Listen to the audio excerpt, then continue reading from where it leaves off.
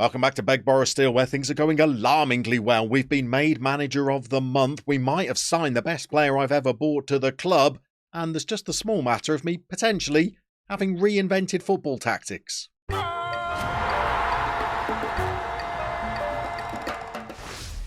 So here we are then, 28 games into the season. Braced positions, everybody. We're in 5th place and we're only 4 points off the summit of the table. We've come back for a tough game today.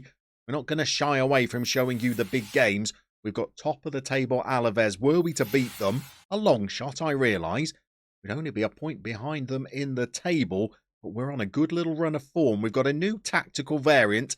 It's a little bit of a seismic shift, to be honest. People in the FM community seem to be getting a little bit misty-eyed at the moment over strikerless formation. So I thought, shall I give strikerless a go? I decided against it. Instead, I've invented a midfielderless formation.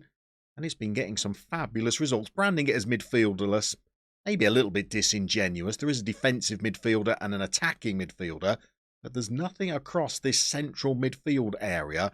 Instead, it's a 3-3-0-3-1 with a libero of all things.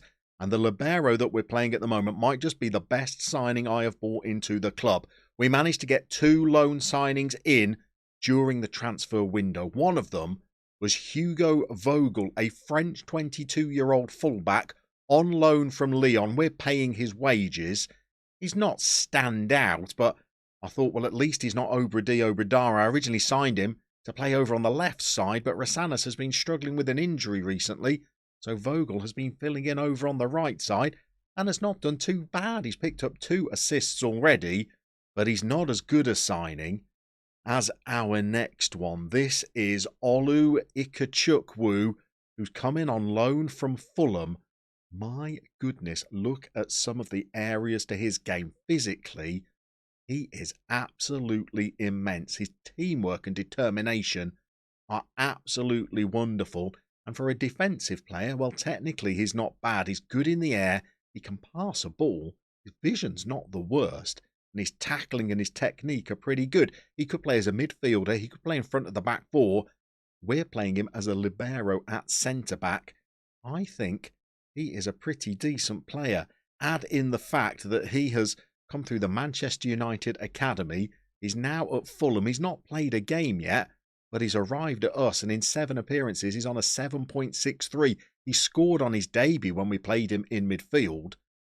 He really does have the feel of a bit of quality about him, and he's made a bit of a difference as part of our back 3. We are going to be missing one of our back 3 today. Corey Undaba has picked up a knock in the week. He's not out for a long time, but it means he's missing for today, so we're going to have to bring in Jimenez, who's been pretty sulky about his lack of game time. I don't blame him. It's a bit of a stalwart for us, but he's not a first-teamer anymore, even when we're picking 3 central defenders rather than 2. We've also been getting the best with this new formation out of some of our front players. Rossi has been in good form. Gilly is back from injury and he's back on the score sheet as well. 5 goals this season, 7 assists for young Gilly. Training well in addition. Even Kevin Carlos has been chipping in with some goals over on the left-hand side. 11 for the season now in only 18 starts. Not a bad season even. Old Manu Mosquera's put in a couple of reasonable performances. Who thought we'd ever see the day? So things are going pretty well. Let's show you the form since our last episode. So as you'll see, aside from a single defeat to Girona, and we were pretty poor in that game, we're on a decent run of form after that Athletic Cup defeat, where we beat Espanyol no less 3-2. Then we managed to beat Huesca 1-0 before the defeat to Girona. A 0-0 draw with Sporting Gijon.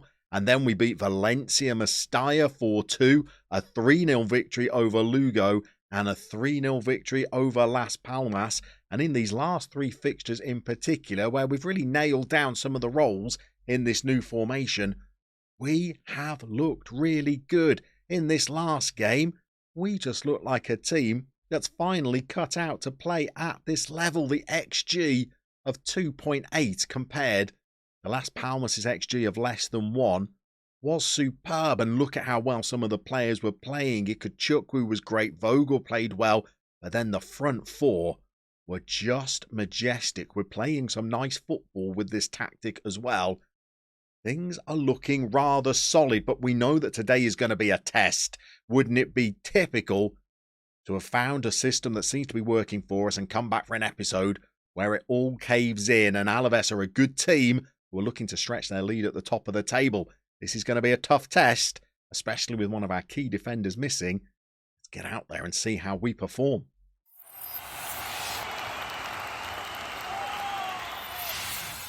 Okay, the game is underway. We're treading carefully when it comes to optimism. We've invented a few tactical variants over recent seasons that seem to have got us going on a good run of form, and then they fizzled out.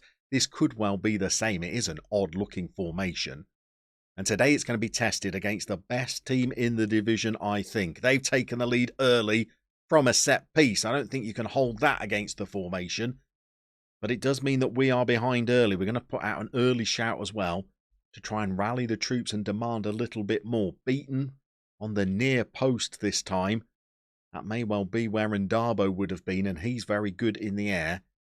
Instead, it looks like Jake O'Brien has been beaten again. That's becoming a regular theme. 17 minutes, though, we're into the highlights. We've slung a long ball into Rossi. We've got the ball in the box. Here's Vogel. He's a left footer, naturally. And there's Gilly, right winger.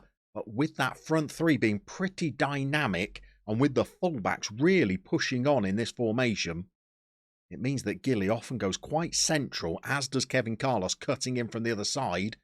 And we're back on level terms. You can see we've got three men, not in the box, but inside the 6-yard box for Vogel to pick out. Vogel's third assist since joining the club. That's pretty encouraging. In fact, encouragement is the shout. We're doing well. 23 minutes. We're into the highlights once more. It's Alaves that have got the ball. This looks like their highlight. They could be through. I thought Jake O'Brien had the chance to get onto that. Instead, he closes it down with a block. And they've won a corner. We saw how dangerous they were from the last one. And they've got a rather tall player on the front post again for this one. They've gone long instead to the far post. And we're looking all right. We're certainly ahead on the XG, although it's 2 shots all, 1 on target each. Half an hour gone. Half time is in sight. 1-1 against Alaves is not a bad performance. You can see Espanyol have gone top of the table, and we gave them a beating just a few games ago. So we are playing pretty well. But now we're on the stroke of half time, and it is a highlight once more. We should be able to pick that up. It's Obradar. He's the danger man, but not for us, for the opposition. And so it proves as he just launches it down the line to nobody. And we got to win the ball back all over again. Don't go behind on the stroke of half time. We've got plenty of players back. They should be able to win this. They've not done it so far, have they? And they're playing some nice football through. They're patient. And they've got men free, and they have broken into the box. And they've had an effort. Unfortunately, it's just drifted wide. We're into the highlights again. I thought we might coast into half-time, but no. Here's Mickey. Mosquera. Could it be a highlight for us this time? Here's Gilly. Thought he was going to take on his man. He's retrenched. He's gone back to Vogel. Manu Mosquera. Look how high the fullbacks are, by the way, especially Vogel over on the right. Here's the libero. What a ball from the libero. Gilly's had a great chance. Oh, he could have tucked that past the keeper and we'd have gone in the lead. Instead, we're tied, but we're looking pretty good. Let's tell the players they're actually doing a reasonable job. Could we come out and get a winning goal against the top of the table side?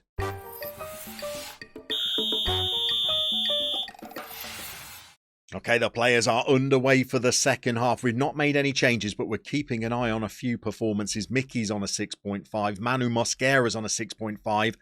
So is Rossi, so they are 3 to watch. This formation or this tactic that we're playing, it doesn't have a great deal of closing down. The lines aren't too high on it, so the players don't get too tired out in it. And we're also playing some pretty composed football, which means the players are in possession a little bit more. We've had only 40% of the possession in this game, so scrub that comment. And we're getting towards 60 minutes, and we've got a bit of work to do now. No highlights in this second half. I think it's time to have a look at some performances, because Rossi's on a 6.3, Mickey's on a 6.4. I think we need some reinforcements. Okay, we are back underway. Guelphi is on in place of Mosquera. We've also brought Javi Alonso on in place of Mickey. And we're going to throw out a shout of demand more. We've got 15 minutes to go. And the players are just pottering around, really. Not a highlight in sight. We've got one more change that we can make. Obrador is pulling a 6.4, is he? It's pretty typical for him. Rossi is pulling the same rating. We don't really have too much on the bench in terms of a striker. I reckon we might make the change of bringing a pretty unfit Rasanis on in place of Obrador. Then we'll switch Vogel over onto the left-hand side where he's more naturally comfortable. And we're into the last 10 minutes. We're on a positive mentality. I don't really want to go any higher than that. I guess a 1-1 draw against Alaves is not a disaster. It would leave us 4 points behind them. And we're pretty safely inside those playoff positions. So a 1-1 draw it is. Not a disaster, I think. The XG wasn't great for either side. I think we probably were unlucky today. If Gilly had taken that chance just before half-time, could have gone into the second half in the lead and the game might have been a little bit different. But I'm certainly not too disappointed with that result against a very good team. Remember, we were the favourites to go down this season. And after 29 games, we're sitting there in 5th place. By the time you come back and see us again, we will be in the running in the final stages of the season. Can we stay inside the playoffs? Can we close the ground on Espanyol in that second automatic promotion place? We'll see you very soon to find out in Begborough Steel.